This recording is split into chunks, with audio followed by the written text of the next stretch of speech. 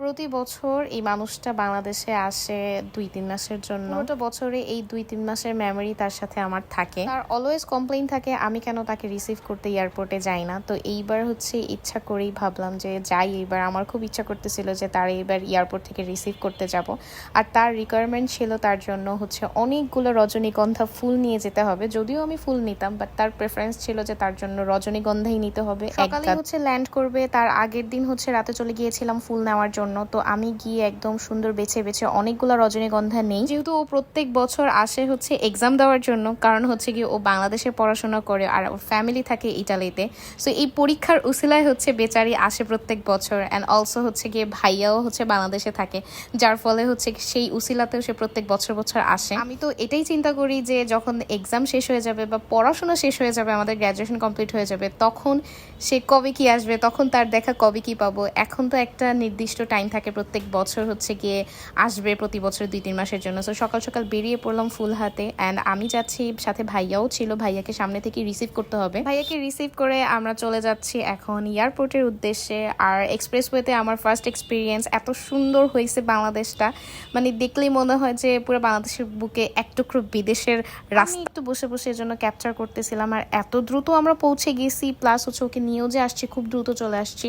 So এই তো আমরা হচ্ছে এয়ারপোর্টে পৌঁছে যাই। অ্যান্ড এয়ারপোর্টে যাওয়ার পরে ওর ফোন আসে যে ও ল্যান্ড করেছে। তখন আমরা ওয়েট করতে থাকি ওর লাগেজ অ্যান্ড এভরিথিং যা যা আছে সব শেষ করে আসতে যতক্ষণ লাগে। অ্যান্ড এই যে ফাইনালি ওকে পেয়ে যাই, মানে ও এসে দাঁড়ায় ছিল এখানে, তারপরে আমরা গাড়ি নিয়ে ঢুকছিলাম। চারের অবস্থা, ওরা 2 বোন আসে, অ্যানি অ্যান্ড ওই পিছনে হচ্ছে ওর ছোট বোন। ওর জার্নি করে অবস্থা খুবই খারাপ ছিল। সাথে সবগুলো ব্যাগ হচ্ছে ভাইয়া এখানে নিয়ে আসে, এই পারে গাড়িতে এগুলো নিতে হবে। দেন আস্তে আস্তে করে সব গাড়িতে নেওয়া হচ্ছিল লাগেজগুলো। অ্যান্ড ফাঁকে হচ্ছে গিয়ে ভাইয়াকে বললাম ফুলের তোড়াটা দিয়েছে, ভাইয়া ওরে দেন দেন, ভাইয়া এটা দিল।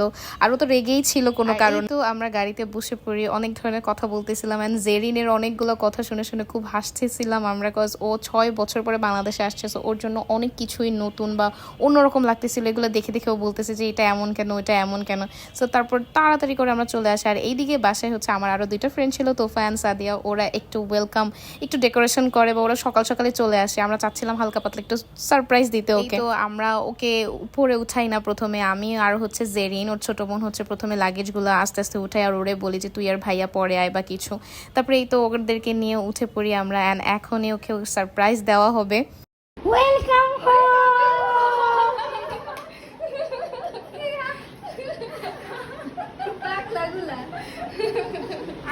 সবাই আমরা হাগ করে নেই। আমিও যে এয়ারপোর্টে ছিলাম ওকে হাগ করতে পারি নাই। তারপর একটু সবাই এমনি আস্তে ধীরে হাগ করি আমরা। তারপরে এই তো একটু কেক কাট করি, যেহেতু রমজান মাস ছিল। আর ওরা তো হচ্ছে কি ওরা রোজা রাখেনি দুইজনই, আর ভাইয়া রোজা ছিল। তো আমরা এখানে হাসতেছিলাম যে আরে ভাইয়া তো রোজা, ওরা বলতেছিল ভাইয়াকে খাওয়ায়। তো দেন ওরা একটু টেস্ট করলো। বাই দ্য ওয়ে কেকটা আমি বানিয়েছিলাম ওর জন্য, যেহেতু কেক বানানো শিখেছি তো ভাবলাম যে ওকে এটা টেস্ট করাই, কারণ ও তো টেস্ট করতে চাইবেই আমার হাতের কেক। সো ফার্স্ট দিনই হচ্ছে ওকে কেকটা টেস্ট করাই, ভালোই রিভিউ দিয়েছিল যে না আমি ভালো পারি। দেন এই তো সবাই কেক কাট করে কিছু পিকচার টিকচার ক্লিক করি। এদিকে আমি একটু কেক খাওয়াই দিচ্ছিলাম। আর সে বাংলাদেশে আসার পরে অসুস্থ তো হয়ে গেছে, তার মধ্যে শ্বশুরবাড়ি গিয়ে এত ব্যস্ততা হয়ে গেছে তার যে সে এখন তাকে খুঁজেই পাওয়া যাচ্ছে না।